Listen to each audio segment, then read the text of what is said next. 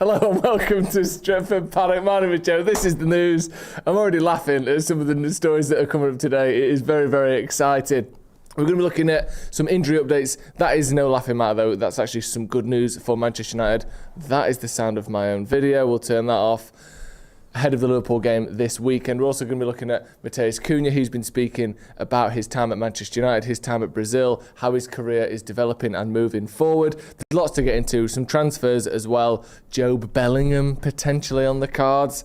We might have to sort of sniff around that and come up with some conclusions. Get your thoughts in the comments.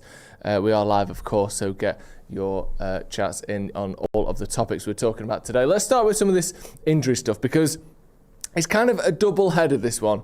So Liverpool potentially struggling with injuries. United handed a boost or two in terms of injuries. So let's just start with this straight away. Morning, Jockey Trot. Morning, Maury Boogie, MUFC Dad. Morning, morning everyone. Morning, Notch in the comments as well, as always. Right, Liverpool could be without 5 players against Manchester United as Reds face growing injury crisis. This is in the Express. So 5 players here, some of which are known and some of which are sort of less known in terms of their injury status. So if we keep scrolling down, Ibrahim Konate was forced off in that game against Chelsea and failed to recover from a thigh problem, leading to France to announce over the weekend that he'd returned to Liverpool. Now, let's start with this one, because you can obviously read into this, yes, he's come back to Liverpool, but he went to France. He went on international duty. So while he may well be fit enough to play, because obviously you don't go on international duty if you're completely knackered, but they deemed him unable to play this weekend.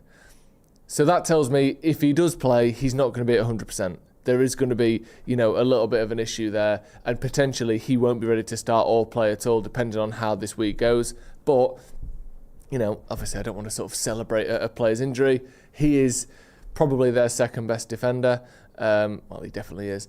And I think, not having to contend with him and Van Dijk could very well be a good thing for United's front line, especially Benjamin Sesko, who I think obviously Van Dijk is quick, and I think he's lost a little bit of pace down the years. And I think 1v1, knock it and run, I think I would fancy Sesko in that foot race, if that can be manufactured. The problem with Van Dijk and Liverpool in particular, he likes to do his little crouch down, crab walk backwards, so you never get to test his pace. He'll be sort of shuttling himself along the floor, how he does, and then all of a sudden the ball's gone and he's in the back of the net, still shuffling along like a sort of PS1 game that's frozen. Just keeps, like when you start a game of Tekken and they just stood doing the same thing over and over again until you press a button. That's Van Dijk just shuffling back towards his own goal, like some sort of weird crab child. So he'll do that to get out of having to race 1v1 against anyone. But if we can isolate him, I think that could be a potential where United have a bit of danger and a bit of threat against Liverpool at the weekend. Konate, his fitness obviously, we'll find out later in the week whether he's available, but he's clearly not 100%. Clearly not 100%, which can only be a good thing for Manchester United in terms of facing a slightly weakened Liverpool. This kind of follows into the next player. Ryan Gravenberch, I believe, is next in the article. He stepped in at centre-back when Konate was substituted last weekend, but Slot may not have that option. He was replaced at half-time during the Netherlands' recent World Cup qualifying win over Finland. Fueling speculation, I think Koeman mentions that he said he felt something in his hamstring. Ryan indicated he had some minor hamstring problems. Of course, we don't take any risks with that. Again, minor hamstring problem, what does that mean? It could be anything from felt a bit sore, that bit tight. Could be, a dead leg. Could be, actually, if I sprint on this or stretch my leg to try and control the ball, I'm going to, have a hamstring tear. It was partly fitness related. The season's long, so it was a precaution. I'm feeling good, and I have the coach's confidence. Again, doesn't sound like he's going to be missing the game at the weekend, but he's not 100% clearly. And again, if we can catch him on the turn, if you can sort of, get him stretching, turning towards his own goal, maybe he'll be lacking a little bit here or there that United can sort of gain an advantage from. I know a lot of people play with injuries, and it's rare that a player's ever 100%. Wow, everything just feels fresh and perfect. But coming off in international games isn't the ideal setup for the weekend. And again, if they've already got injuries elsewhere, they've got players playing out of position, it just adds to a sort of 1 or 2% here or there that gives United potentially a bit of an advantage. Not saying that we'll be favourites for the game, but it's are things getting a little bit closer with these kind of sort of issues that Liverpool are having? Let's have a look who's next on the list. Obviously, you got Wataru Endo as well there. He withdrew from the Japan squad due to an undisclosed injury. Another player, again, doesn't always play for them. It feels like Slot's still trying to sort of work out what his favourite 11 is, trying to fit Ekitike, Wirtz, Salah and Gakpo. Gakpo seems to be arguably their best player this season. I think Ekitike obviously is up there as well. Trying to fit all of those in hasn't been particularly easy for him. And then you've got Isak as well. So Endo and none of these players are guaranteed to start. And I wonder whether that's been part of the issue of the last few games for Liverpool. And this season generally, I know we've spoken about this a lot, they haven't been as good as their results suggested at all, Liverpool. When you watch, how teams are playing around the league, I think you look at Arsenal, other than the United game and the Liverpool game, where neither Liverpool or Arsenal were any good. The worst Arsenal have looked all season is against Man United, by the way. I know they lost against Liverpool and they beat us, but Liverpool didn't outplay them and control the game the way we did. Again, it's no points on the table, so fair enough. But my point is that Liverpool, whilst winning a lot of games, have not convincingly won any single game that they've won all season. Even the 4-2 against Bournemouth, it was 2-2 after 88 minutes.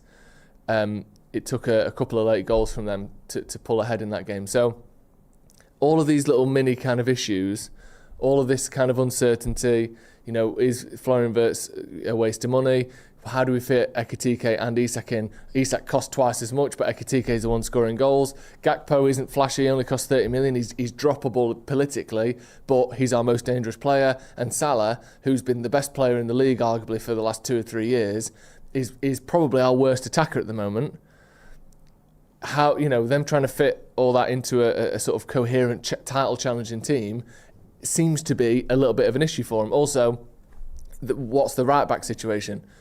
You've got, again, one of our best, or one of Liverpool, speaking as a Liverpool sort of head, one of their best players from last season, Szoboszlai, who's an absolute engine midfield, is having to play right back because the new guy you brought in is either injured or off the pace. There are issues there, and United need to capitalise on this. And to do so, I think, just to get through the other couple of names here, that if we keep scrolling, Alisson, sorry, is the other one, and Giovanni Leone again, sorry. That's why I mentioned them at the end, because they were sort of known injuries, and also Giovanni Leone. Yes, he's not fit, but I doubt he would have started if everyone was fit anyway. On the United front, however, it's slightly better news. Mazraoui in particular should be fit for this weekend. Such a solid player, such a reliable player, one of those players that you could put in any game at any time. You trust him in a Champions League final to just do the right thing. Looks as though he should be back for the game. This is what publication are we in here? The Standard. Mazraoui should be back. That's the timeline for him, as it says. Their potential return date Sunday the 19th of October. Martinez maybe a week after. Steadily being brought back in. We saw him training on grass well over a month ago now, wasn't it? He was back doing sort of his individual exercises, doing his own stuff. Now, obviously, the next step is, contact, sprinting, playing football, not just sort of, having a band between your legs and moving your legs about. But it's really important, obviously, that the mental impact of Amrim's return, of Martinez's return, says Amrim. We miss him a lot, especially in this moment. We miss aggression in everything he does. We miss him. He's always there in the meetings, in training. Sometimes he finishes to stay and watch the training. We need him in this team. The return date potentially there, as you see at the bottom, is the week after against Brighton. But he seems to be moving towards that injury return, which is massive. It's absolutely massive. And the other thing with Martinez is, I know sometimes people have knee injuries and it just, they're just a different player afterwards. They're never the same. But let's use Van Dijk as an example. He was out with that ACL injury. He came back, and the season he came back, he wasn't right. Something wasn't right there. It can take not just a couple of weeks, it can take months. It might take the whole season because he's not had a pre-season. His fitness is going to be crap, and he's going to be trying to regain that fitness during a season where he's playing as well. If Martinez doesn't look his best this season, we need to not panic. Obviously, if he's clearly lost a couple of yards of pace, and he doesn't trust his legs to turn and all that, that's a different matter. But I think we need to give him some time and understand that it's going to take a while. Like, look at Zlatan. He basically rehabbed his knee for 18 months in the MLS and then came back to Europe, went to AC Milan, won the league, and was one of their best players, certainly for the season before they won the league in particular. Sometimes it takes a little while to come back from these things, so let's not put too much pressure on Lisandro Martinez. What you're saying in the comments, saying Liverpool are struggling when they're literally 1 point off the top is such hypocrisy. I didn't say they were struggling. I said the results have been better than their performances. B, why is it hypocrisy? I might be wrong, but I'm not being a hypocrite, am I? Why is it hypocrisy? Don't know. But fair enough, have your opinion. All I'm saying is, I've watched almost every Liverpool game this season, and I'm not saying just because I've watched it, I know everything about them. But I've been saying up until, and even before they started losing these last couple of games, their results are better than their performances. They haven't been playing that well this year. And at some point, I thought that would catch up with them. And last couple of games, it has. But I don't think I'm being a hypocrite. Why would it be? Don't know. Let's move on to our next story then. Marcus Rashford, a little bit of an interview here, talking about Manchester United and also indicating a little bit about himself, sort of, a peek behind the curtain a little bit here. Obviously, he's away with England at the moment, and he spoke about how he needs consistency. What is that picture, by the way? Go back up. What the fuck is that? What is that? Someone's toes covered in what I'm to assume is Philadelphia cream cheese? What is going on here? What in the Reach PLC is going on here? That is absolutely wild to have literally next to my mouth like that. This is fucking disgusting. It's not even 11 a.m. yet. They're still serving breakfast at Mackey's and people are seeing that. Have a word. If you have nail fungus, do this. No! Oh, I have got nail fungus actually. Right, stop the news. I'm nipping. I'm just click. Actually, you know what? Click it. Click that. Click it. Click it. See what it is. See what happens. Live healthy for a healthier you. Stop wasting money on chemists' creams. British Discovery. Oh, great. Cheers. I'm glad it's a British Discovery. Fucking hell. British Discovery helps clear fungal nails in weeks. No offence, but haven't fungal nails been quite clearable for some time now? That's already been fixable. Why boots and Superdrug treatments fail? Look at this. A solution that's helping thousands of Brits finally wear sandals again. Honestly, the day our Jean finally put her sandals back on, 2 years she couldn't wear those sandals. The pong would have killed a small boy. Now she's had this cream from a lovely British scientist.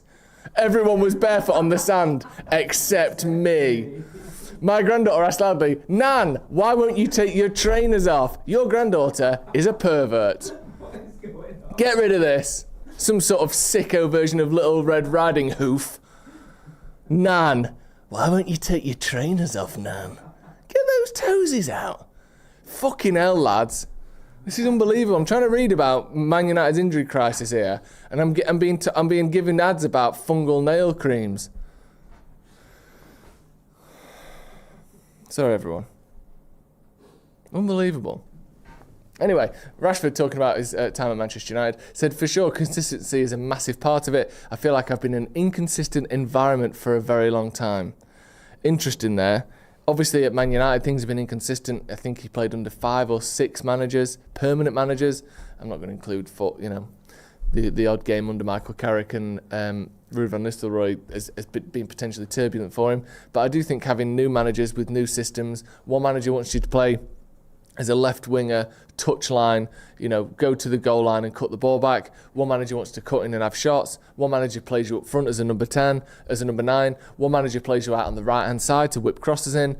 Rashford has never been given this is who you are and you will do this for the next 5 years. And a lot of players don't get that. Even Wayne Rooney only played, let's just talk about his time under Sir Alex. I know he played under other managers after that. But Sir Alex Ferguson would ask different things of him. He played out on the left-hand side. That was a big talking point for ages. He played as a number 10, obviously. He played as in the number 9 role. He played as a midfielder later on, although that was sort of due to his changing kind of characteristics.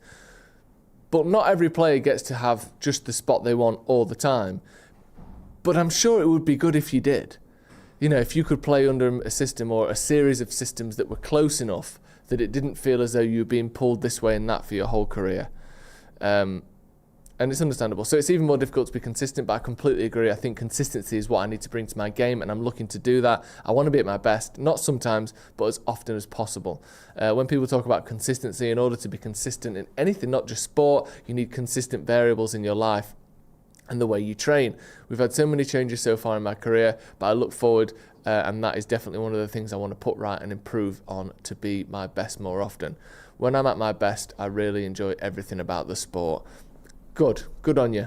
And I think as well, it's an underrated part of the players who got to play under Sir Alex Ferguson. Because, what was that?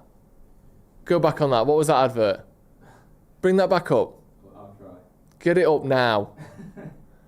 Just as we were about to go off, when I thought, what's this? More nail fungus! And now he's just rubbing it with a toothbrush. And again! The Japanese use this trick!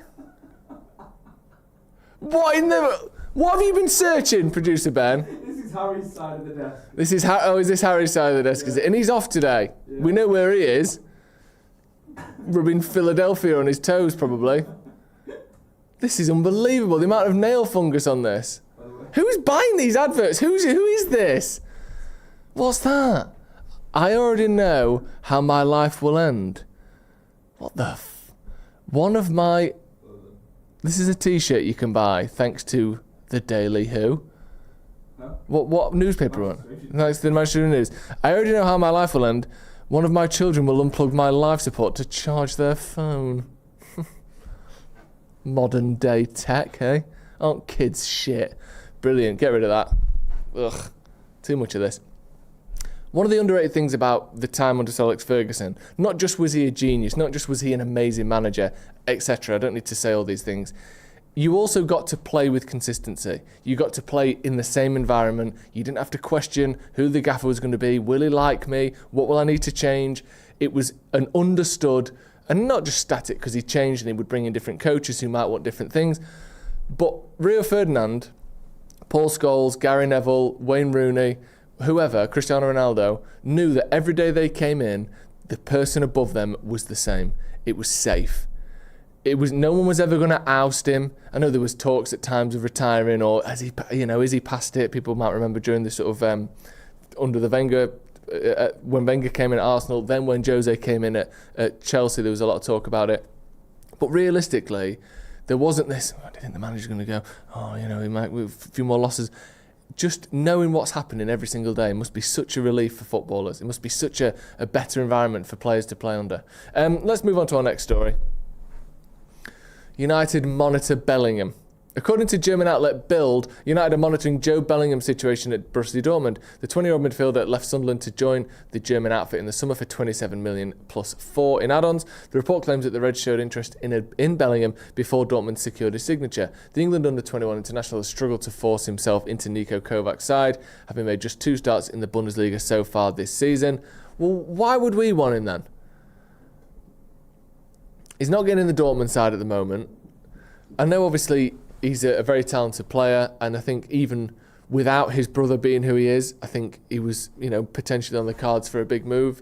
I do think the fact that it's specifically Dortmund, for almost the exact same fee that Jude was bought for, 4 years ago, I don't think there's a coincidence there. I think that it all kind of feels like, right, well, let's run this back.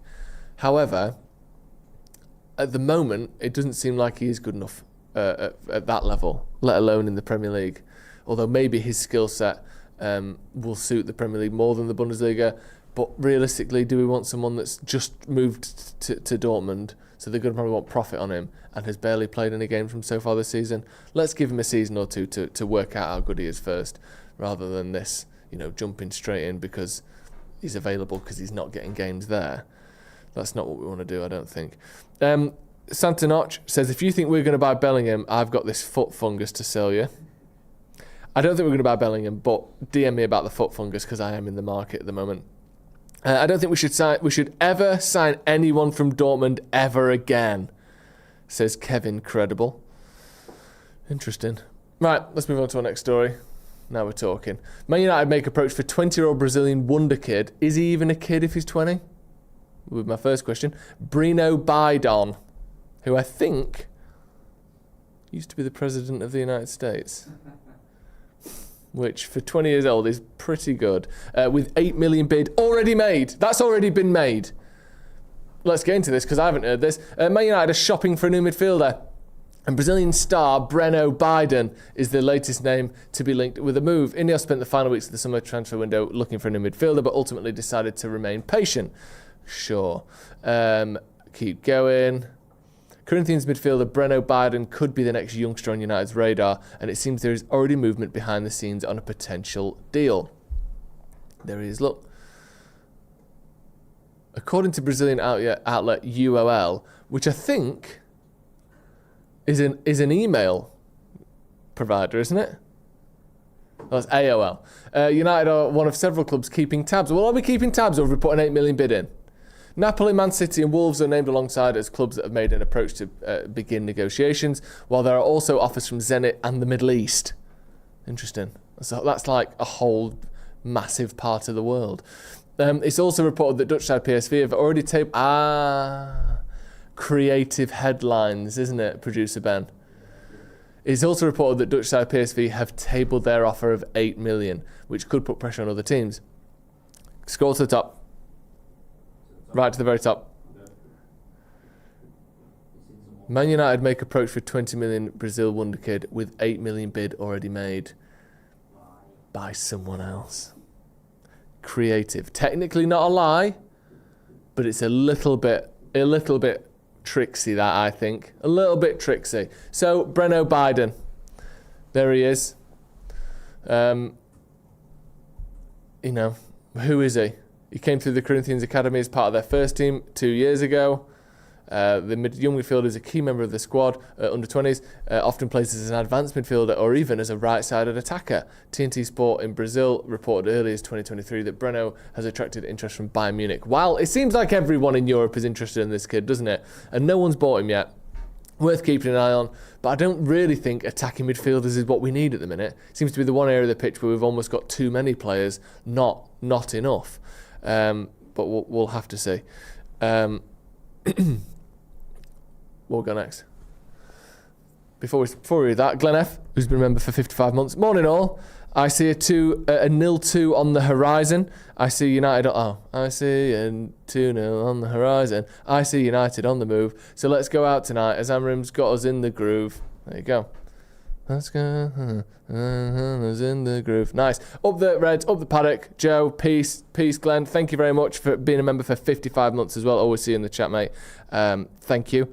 Sorry about the super chats. Just on this, some reason, it's just such unnecessary back-end YouTube chat. But you can't get the normal description, like super chats layout on an iPad, which I don't know why YouTube haven't done that. So I have to just scroll through the comments, and if I don't see it in the moment, it doesn't stay anywhere like it does when you're on your computer.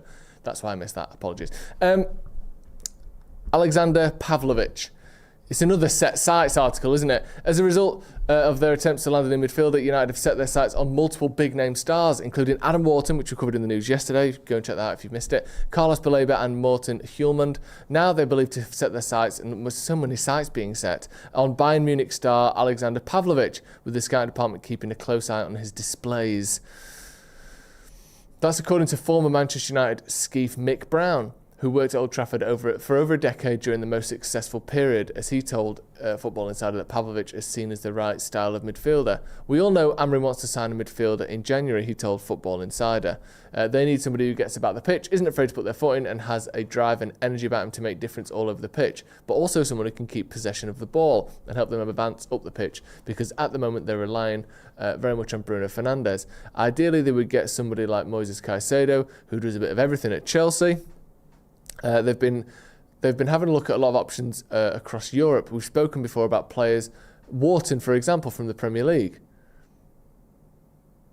The Bayern Munich lad Pavlovic is somebody on their radar and somebody they've been looking at. Whether or not they'd be willing to let him go, that would be up to United to find out. But they're watching him and a number of other options for the January window. Interesting and quite a good little interview that with Mick Brown. Not someone that you see quoted very often, not someone that you see in the papers. Again, potentially someone that should have some connections at Man United. And maybe, there's some truth in that. And I guess, as we all know, at any given moment, United are looking at between probably 60 and 100 players in different positions, monitoring, keeping tabs on, keeping track of. That's, such a sort of huge pool that, we eventually get up the pyramid to where you're saying, right, we're going to put a bid in for, Brian and Birmingham. And then below that, you've got, 3 or 4 people, 2 or 3 people in each position, etc. We may well be keeping tabs on this guy. It doesn't necessarily mean that we're going to go for a bid. However, good to know, and seemingly from a relatively reliable source as well. Ray Carl Brown Amory, thank you very much for joining the academy. Welcome. What we got next? Matheus Cunha, speaking of the devil. Man United star speaks out on formation issues and how the team doesn't know how they will play. Matheus Cunha has been speaking to the media while on international duty. Is this the MEN again? This is going to be some feet, isn't it? Maybe. We're about to see some wild feet pics. Let's do this. I'm nervous.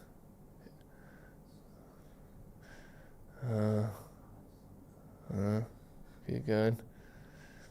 Get rid of that. Right. Where's the quotes? There we go. One of Ancelotti's greatest strengths is getting the best out of the player, the former Wolverhampton Wanderers striker explained. Why don't we just say Man United striker? I came to the national team with the stereotype of a number 9 shirt. I play my entire base as a midfielder, and then when I became professional, I encountered this world of 4-3-3. Well, maybe there's not going to be any feet. We seem to avoid it well so far. It seems to you either have to adapt. Either play centre forward, winger or 8. They eliminated the midfielder position and you have to adapt. However, I view it positively and it's given me experience in many more positions and even more so in the short-term tournaments with the national team. Having a versatile player is a huge help for any coach. He went on to discuss his time with United, with Ancelotti being discussed, which Ancelotti has been discussing with him. I've been very happy to be here for a while, especially now with Ancelotti. We talk about the games in Manchester, the position between the lines, and without a doubt, we have freedom to be ourselves and perform at our best on the pitch.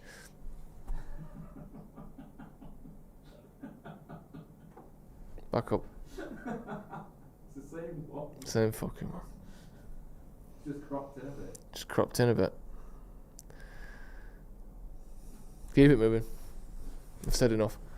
Even though we don't know how we'll play the next game in terms of formation, everyone feels great. Training is going really well. Even though it may seem like he's just picking players for the same position, Ancelotti understands how to get the best out of everyone on the pitch. It's something that makes me happy and excited to come and perform at my best. Even though, go back up, not too far. Even though we don't know how we'll play in the next game in terms of formation, everyone feels great. Training's going great. Even though it seems like he's just picking players for the same position, Ancelotti understands how to get the best out of everyone on the pitch. So when he says there, even though I don't know how we'll be playing in the next game in terms of formation, he's talking about Brazil. Yeah. Scroll to the top. Back up. All the way. Come on. Man United star speaks out on formation issues and how team doesn't know how they will play. That's clearly designed to make people think he's talking about Man United there, isn't it?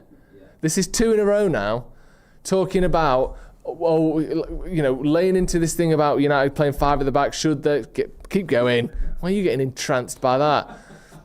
And we're, again, hinting at something. We're not lying, but that is massively misleading, isn't it? That suggests that he's saying, who knows what formation will play at Man United. Sort of just nudging into this sort of running theme that there's a problem with the formation and the system at Manchester United. Rubbish. I try as hard as possible to adapt and learn, he said. It's only been 2 months, but it feels like I've been at the club for a long time. Given the current situation and the fact that I have to deliver results as quickly as possible because I'm a new signing. I think that people play for Man United and people follow me more on the pitch. They understand better how I play. I think it's part of having that weight, which is a privilege. It's a weight that came after the Tokyo Olympics. And if it means having that weight and becoming a champion, I think it's worth putting up with a little bit of confusion about where Matheus plays. I think it makes it easier for fans to follow the games. Man United games are shown more on Brazilian television. I left the country very young, and being able to follow me every week connects me with them because Man United is a club with many Brazilian fans. Interesting. Good stuff. Nice to hear him speak sort of confidently, openly about his situation, the fact that, you know, being at Man United does come with extra kind of intrigue and pressure, and, you know, that pressure is worth it if you go on to do the big things that you signed for Manchester United to do, and hopefully you can. A lot of people in the comments, they fooled me. I thought it was about Man United. He does mention Man United, but specifically that formation line, which is the hook, which is the whole article, isn't about Man United, even though he says, because realistically, that headline, just go back on it, sorry. And they've done this on purpose. It's not, you know, like I said, they've not lied. And the reason they haven't done what I'm about to suggest is because they want people like me, people in the comments, to read it and think they're talking about Man United. Realistically, it should say Brazil star speaks out. And I get why they've said Man United, because of the Manchester Evening News. It has to have a Man United relevance. But whether the headline talked about Man United or whether it talked about Brazil, is still a Man United player. You could still do this article. You could still have this interview in there. Just a little bit misleading, that one. That's going to be all from me this morning, though. Thank you very much for joining us. Loads of stuff in the comments. Brilliant, as always. We're going to be back later on. I believe we're going to be here with Nathan Salt from the Daily Mail. That'll be me, Jay, and him. And then hopefully later on we'll have Stephen Howson on the channel as well. So plenty to stay tuned for and look out for. Thank you, everyone in the comments, for joining us. This has been the news. We'll see you in a bit.